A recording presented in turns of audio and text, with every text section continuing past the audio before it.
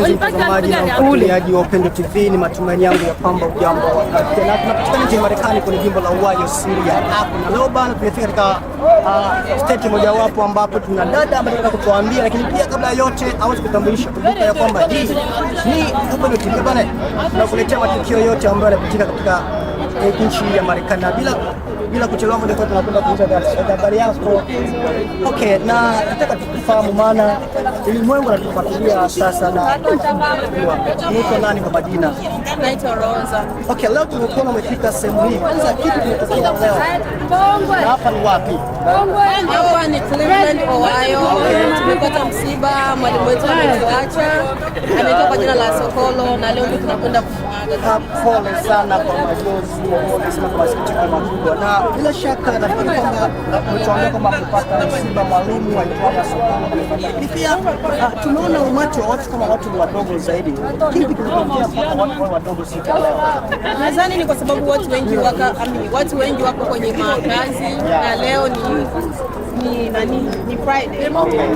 Nadhani ingekuwa vizuri wangeweka kesho, kwa sababu kesho ndio kila mtu anakuaga off. Kwa maana Saturday. Okay, na leo ni Ijumaa ya tariki ngapi? 30 mwezi wa 5 mwaka 2025. Bwana, kesho ndio Jumamosi, lakini leo ndo ameona ni vyema waweze kuzika mwili wa marehemu aitwaye Sokolo.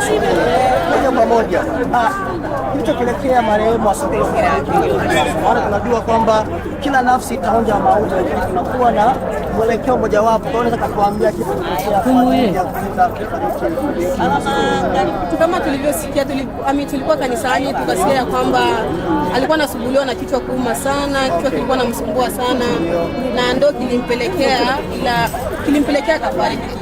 Okay, na inasemekana kwamba marehemu kwamba alikuwa aweke mchango kwa MMM hapa Marekani, na ndio maana hawakusika na kuweza kabisa kuchukua mwili wa marehemu ya kuzika. Hilo hapo unaliongeleaje wewe kama mwanafamilia wa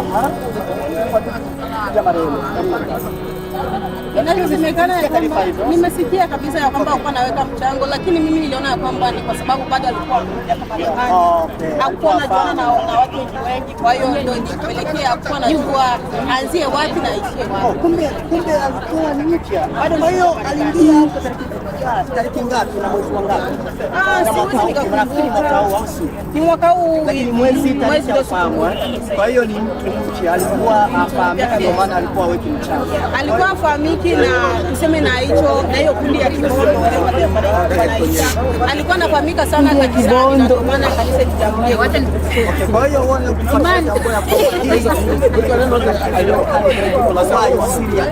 leo tupo na dada nani tena? Rosa. Okay, anatuambia mengi zaidi ya msiba ndugu yetu aitwaye Sokolo wa siku ya leo, lakini pia tuweze kufahamu mengi kupitia dada yetu Rosa. Okay, kwa hiyo unatoa ushauri upi kwa jamii baada ya hili hapa kutokea? Kwa wale ambao alikuwa aweki mchango, lakini tuambia kwamba sijui alikuwa ni mgeni, kwa hiyo unaweza ukatoa hilo dukuduku la watu ambao wanasema kwamba sijui alikuwa labda kiburi na yeye alikuwa mmoja wapo katika kanisa. Kwa hiyo unaweza kaongea hilo. Mimi labda ningewaambia Wabondo ya kwamba kama mtu anafika Marekani ni vizuri nyewe kujitolea kwenda kumwangalia yule mtu, kujitambulisha kwa akili, mtu anafanyaje awatambue. Kuna nini, mwalimu alikuja hapa akuwajua, amkuja kabisa kumwangalia, na alivyofariki mnakuja kusema ya kwamba hatomzika kwa sababu hakuwa hajatoa mchango. Hicho sio kitu kizuri wa Bondo, sio kitu kizuri kabisa. Mwalimu hakujua, mwalimu bado alikuwa mpya. Alivyokuja hapa, mngekuja nyie mnakwenda kumwangalia. Mwalimu aliumwa, hakukuja hata Mbondo aliyeenda kumwangalia Mbondo. Okay. Nikuza sana no. Asante, nafikiri kwamba umekwazika vya kutosha, lakini hakuwa na kiburi. Nafikiri kwamba hilo hapo. Hakuwa na kiburi, mwalimu alikuwa mtu. Okay. Nafikiri wamekwenda kumpokea MMM Bondo, wanakwenda kufuatilia kupitia Upendo TV. Basi umekwenda kusema kwamba alikuwa ni mtu ambaye anacheka na watu, alikuwa pole. Okay, hivi katika ngazi ya kanisa alikuwa na huduma hivi, alikuwa na title hivi. Karibu. Kwanza nigusie hapo. Okay. Mwalimu, mimi mwanakwaya wa kanisa la Catholic kwenye kwaya gani? Si ni kwaya tu. Kwaya tu. Yaani kwaya haina jina clever. Ni kwaya Bikira Maria. Asante sana. Sasa sisi tulivyokuwa hapa hatukuwa na kundi yoyote. Hatukuwa na mwalimu kabisa. Asante kabisa. Mwalimu alivyotoka Afrika akakuja kujiunga na sisi hapa. Ndio. Tukainukia kwa sababu tulikuwa tunazofika. Mwalimu alivyokuja hapa akuja kutufunza vizuri kabisa, tukakuwa watu kabisa.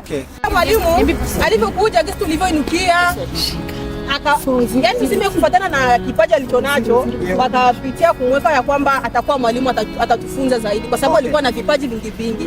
Tukamwona anajua kupiga ngoma, anajua kuongea, anajua kila kitu kabisa. Yaani kufundisha ndio sisemi.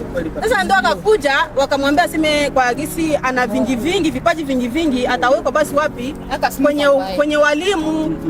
Na ndivyo alivyowekwa kwenye walimu wakuja kutufunza sisi na tukaendelea. Na hivi sasa kisa ametuacha tena, tunarudi kama kisi libaki. Yaani tunarudi kama kisa ametukuta kabisa. Maana yeye ndio alikuwa mwalimu ambaye alikuwa na ujuzi bora kabisa. Rosalia. Kwa hiyo alikuwa ni mwalimu ambaye alikuwa anawafunza. Basi bila shaka mtazamaji wa Upendo TV na kwamba tupo kabisa live kupitia Upendo TV na tupo na dada yetu aitwaye Rose, anaendelea kutuambia mengi zaidi kupitia kifo cha kaka yetu aitwaye nani tena? Bwana, bila shaka subscribe, comment, like, lakini pia share ujumbe kwa watu wengine ili wapate kujifunza zaidi kupitia siku ya leo. Sasa dada Rosa, hongera sana. Umekuwa mwanzi, Mungu akubariki. Nafikiri kwamba umesononeka, lakini pole. Nafikiri kwamba kila nafsi itaonja mauti kwa hivyo. Kwa hiyo ni jambo la kuomba Mungu awape mtu mwingine wa kuweza kuniongoza. Kwa hiyo unaongeleaje hilo hapo sasa? Cha kwanza tumshukuru Mungu. Unajua walisemaga ya kwamba Mungu ameumba tena anatwaa, hatuwezi tukalaumu kwa hiyo. Lakini natumai Mungu si mjinga na Mungu si asumani kumchukua mwalimu. Tunatumaini mengi yatakuja tu. Mwalimu ametuacha, lakini tunatumaini ya kwamba tutapata mwingine. Lakini tulisikia kwamba pia Afrika alikuwa mwalimu. Hilo ni kweli? Nilisikia ya kwamba alikuwa mwalimu pia yeye. Alikuwa mwalimu. Kwa hiyo alikuwa na ujuzi mwingi sana. Ujuzi mwingi yani kabisa. Kwa hiyo ulisema kwamba aukadirika mashafanya miaka mingapi hapa Marekani? Aukadirika hata miaka. Lakini ulisema kwamba ni mgeni. Sasa kwa hiyo mlikuwa na mtu kanisani bila mshtuka kujua kama ashakuwa na miaka mingapi hapa Marekani? Nikikumbuka kabisa. Yaani nikileta kumbukumbu kabisa. Yawezekana kama si mwaka mmoja basi anakaribia kufikisha. Na ametokea Afrika au si? Yes, sehemu gani? Ametokea Afrika, Nyarugusu. Kwa hiyo mkoani Kigoma wilayani Kasulu, Tanzania. Kwa hiyo ndo marehemu alipotokea aitwaye Asokolo. Basi nikushukuru sana, nisio mwongeaji zaidi maana muda wote kana ndio hivyo na hali sio nzuri. Kwa hiyo unatoa wito upi baada ya Upendo TV kukuoji? Maana tumeacha wengi lakini tumekuoji wewe. Kwa hiyo unaongelea namna gani Upendo TV? Kwa kuweza kuambia jamii, karibu. Nisiwe mnafiki. Sijawahi kusikia Upendo TV. Hii ndio mara ya kwanza mimi kusikia kabisa. Asante sana Cha kwanza nashukuruni sana kwa kwa kunioji mimi kama Rosa. Nashukuru sana na niombe watu tu msikose kulike, subscribe na kucomment. Asante sana. Bila kusahau kushare pia. Amen. Hapo ulipo umesema kwamba ufahamu na ndo kusikia kwa nini umekuwa mwazi. Basi chukua simu yako katika Upendo TV moja kwa moja.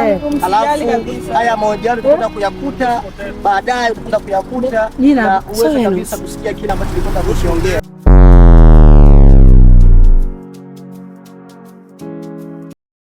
Sikiliza mafundisho ya dini, habari za kiroho, michezo na burudani kupitia chaneli yetu ya Upendo TV. Subscribe leo uendelee kujifunza na kulipokea neno la Mungu.